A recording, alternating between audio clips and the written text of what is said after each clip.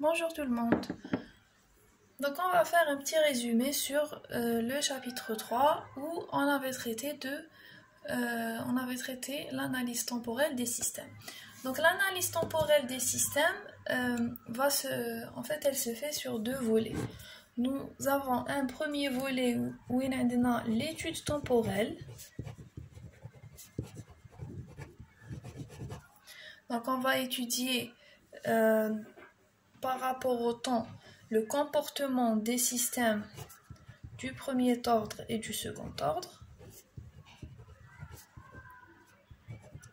Et on a un autre volet où on va faire l'identification des systèmes.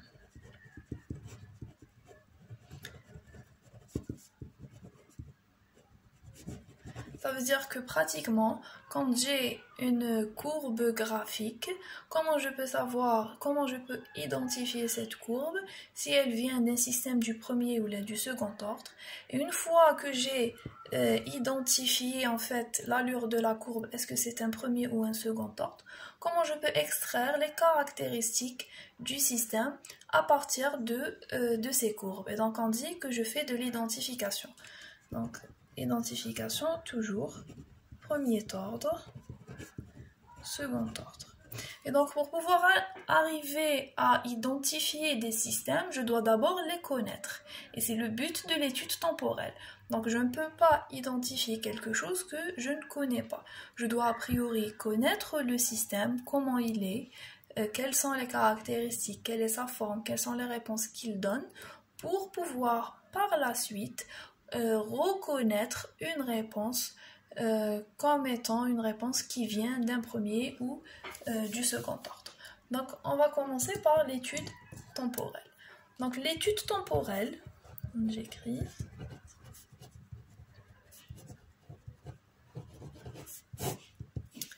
Donc l'étude temporelle, qu'est-ce qu'on va faire l'étude temporelle? En fait, le but de l'étude temporelle, c'est d'extraire les caractéristiques du système en termes de rapidité et de précision surtout.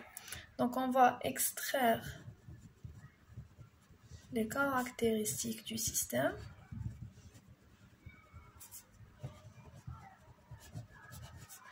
en termes de rapidité, mais aussi de précision. C'est ce qu'on va essayer d'extraire en faisant notre étude temporelle. Donc on va commencer par un système du premier ordre. Donc en fait aussi, comment je vais pouvoir étudier un système? Donc ayant un système ici, je cherche à connaître sa réponse S de t à une entrée E de t que je connais. Donc les entrées que je pourrais injecter ici, c'est l'impulsion de Dirac. Et كيفاش حتكون l'allure تاع S de t qui ندير entrée impulsion de Dirac. Aussi, quelle est l'allure de S de t lorsque j'injecte ici un échelon, ou quelle est l'allure de S de t lorsque je vais injecter une rampe. Donc on va commencer par un système du premier ordre et on va commencer par la réponse impulsionnelle du système du premier ordre. Donc on va se rappeler c'est quoi déjà un système du premier ordre. Donc système premier ordre. Donc un système du premier ordre, c'est un système qui est régi par une équation différentielle du premier ordre. Elle aura cette allure, c'est ds de t sur dt plus s de t égale à k fois e de t. Donc dorénavant, je ferai en sorte que mon équation différentielle du premier ordre, donc premier ordre, pourquoi? Parce que j'ai la dérivée première. Donc je ferai en sorte que j'aurai toujours le S de t libre, ça veut dire qu'il n'y a pas de coefficient. Il y a un coefficient il doit toujours être libre. Pourquoi? Parce que pour avoir devant le ds sur dt un coefficient qui est juste et un k qui est juste. Donc c'est quoi les t et les k? Donc le s de t il est libre. Les coefficients de ds sur dt et de e de t, on va les appeler comme étant les caractéristiques d'un système du premier ordre. Donc le t c'est la constante de temps de mon système. Et le k c'est le gain statique.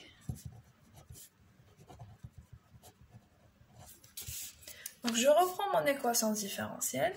Si je fais la transformée de la place de l'équation différentielle, j'aurai que ts s de p, pas ts, tp. J'aurai que tp s de p plus s de p égale à k e de p. Donc je sors s de p en facteur.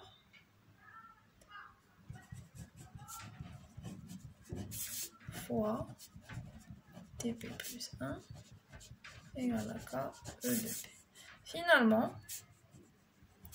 la fonction de transfert h de p qui est égale à s de p sur e de p va être égale à k sur 1 plus tp. Donc dorénavant, un système du premier ordre, il a toujours une fonction de transfert de cette forme. Une fonction de transfert de cette forme, en fait, ce qui va changer, c'est le k et le t selon le système.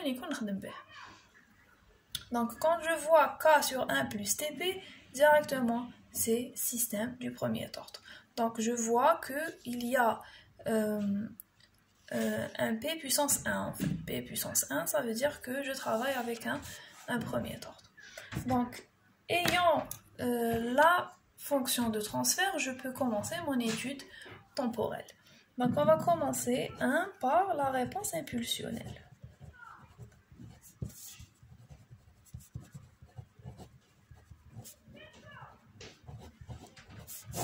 Donc, la réponse impulsionnelle, en fait, c'est la réponse où E de t, c'est une impulsion de Dirac. Ça veut dire que E de t égale à sigma de t. Autrement dit, E de p égale à 1. Et donc, si je travaille avec les schémas fonctionnels, j'ai ici h de p égale à k sur 1 plus tp. J'injecte E de p égale à 1. Je cherche S de p pour trouver S de t. Et donc, la réponse impulsionnelle, en fait, c'est avoir S de t. Avoir l'équation de S de t et المنحنى البياني تاع S de t. Pour باش نوصل لهذه S de t, لازم ندوز على la transformée de Laplace. لازم تكون عندي la fonction de transfert تاع système du premier ordre. نعرف l'entrée واش تساوي باش نجبد S de p ومن بعد تيك ندير la transformée de Laplace inverse باش نصيب S de t. Donc le but c'est ça, c'est trouver S de t lorsque l'entrée c'est une impulsion de Dirac. Donc à partir de ce schéma, on dira que S de p c'est égal à H de p fois E de p. Donc c'est égal à H de p fois E de p.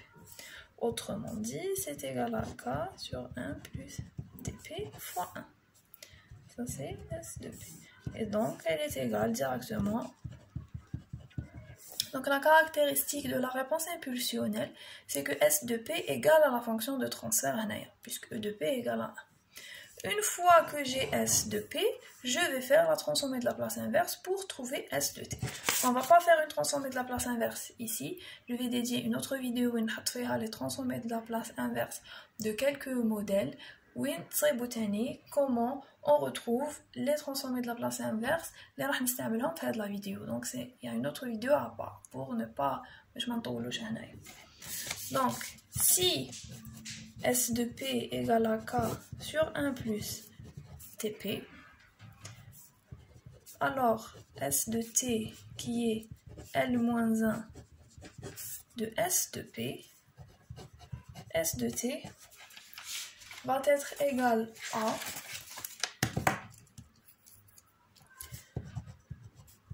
K sur T expo moins T sur T. Donc, les systèmes du premier ordre, leur réponse impulsionnelle est de à cette équation. Ce qui va différer toujours, c'est le K et le T selon le système. Donc, si je veux dessiner ça, donc on a fait la première partie. Première partie, c'est l'équation de S de T. Deuxième partie, je vais dessiner ça. Donc, pour dessiner ça, je vais la passer brièvement. Donc, S de T égale à K sur T expo moins T sur T. S' de T va être quelque chose de négatif. Si S' de T est négatif, alors S de T, elle est décroissante. Ensuite, S de 0. S de 0 va être égal à K sur T. S l'infini, qui est limite de S de T lorsque T tend vers plus l'infini, va être égal à 0. À partir de ça, je peux maintenant dessiner. Donc, ça c'est T, ça c'est S de T. نبداو من K sur T ونجو حاطين. Donc, l'équation ou le munhana. Dans le munhana, je dois voir K sur T et je dois voir aussi T. T, c'est une caractéristique qu'on a dégagée en fait. À l'instant T, à l'instant T égale à T, nous avons S de T qui est égal à 0,37 de K sur T. Donc on dira qu'à l'instant T, nous avons 0,37 K sur T. Donc ça, c'est le schéma complet. Ça, c'est l'étude temporelle complète d'un système du premier ordre lorsque j'ai en entrée une impulsion de Dirac. Donc c'est la réponse impulsionnelle, donc c'est la réponse impulsionnelle d'un système du premier ordre. Donc, on passe à une autre étude. Donc à partir de cette étude, qu'est-ce que j'ai mis en évidence? On a mis en évidence en fait que la réponse impulsionnelle, c'est directement la fonction de transfert. Donc là, en fait, on a dessiné la fonction de transfert, ce qui n'est pas le cas pour les autres réponses. Donc une autre réponse qu'on va étudier tout de suite, c'est la réponse indicielle.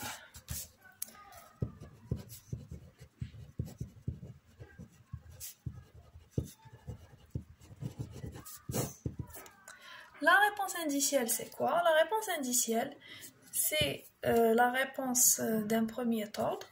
On travaille, pourquoi? Parce qu'on travaille le premier ordre. Lorsque E de T est un échelon unité.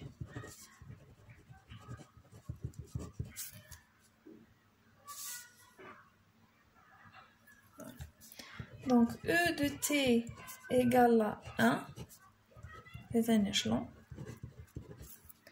Autrement dit, E de P égale à 1 sur P. Toujours, je vais chercher, donc on a que H de P c'est K sur 1 plus TP.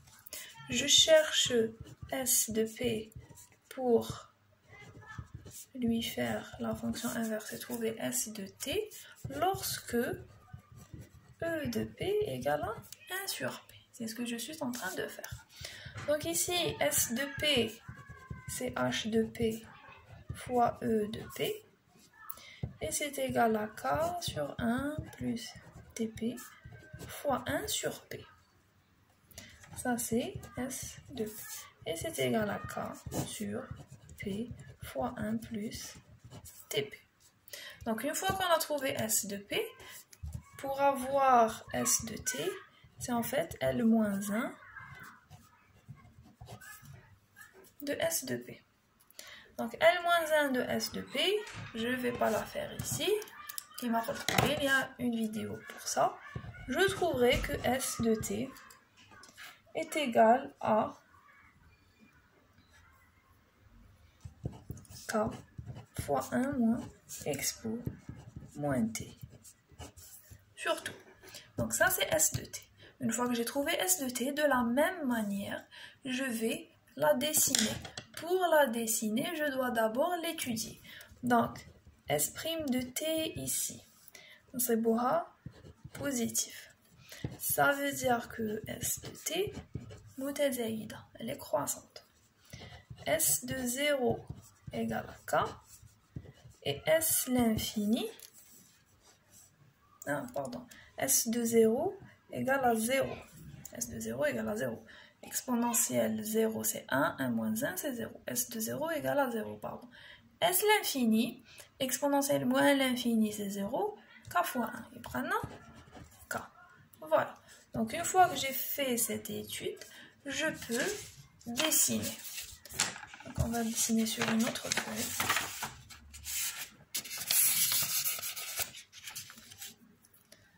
Donc je peux dessiner ça. La réponse indicielle d'un premier ordre. يبدأ من 0 ويجي طالع.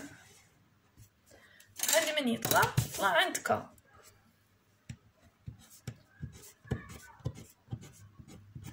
ساقي مقارب أفقي. Donc عندنا T.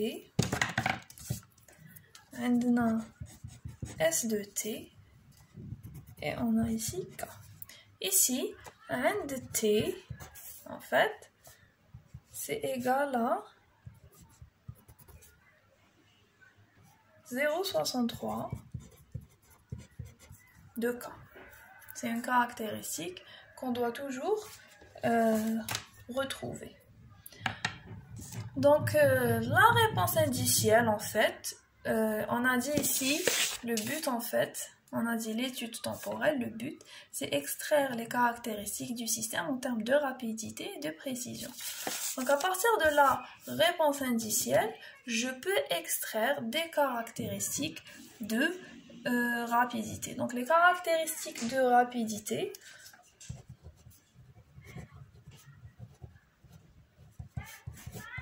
donc la rapidité, ça va inclure quoi en fait? La rapidité va inclure deux aspects. Va inclure le temps de réponse et le temps de montée.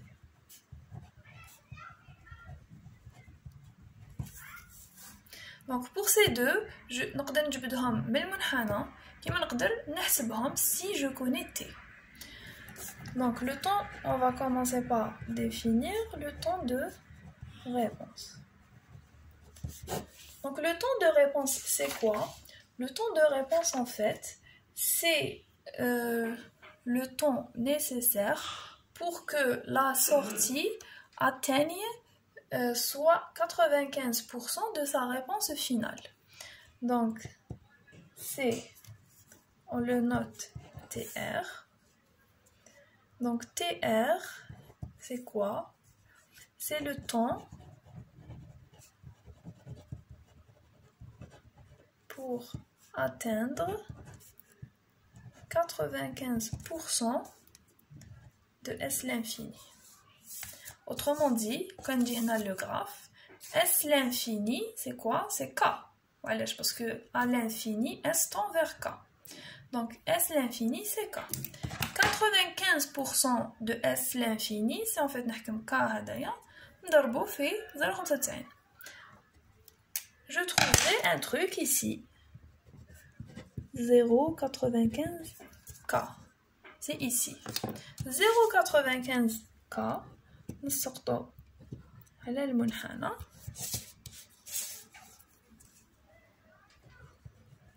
ونحطو هنا. هاد النقطة c'est TR.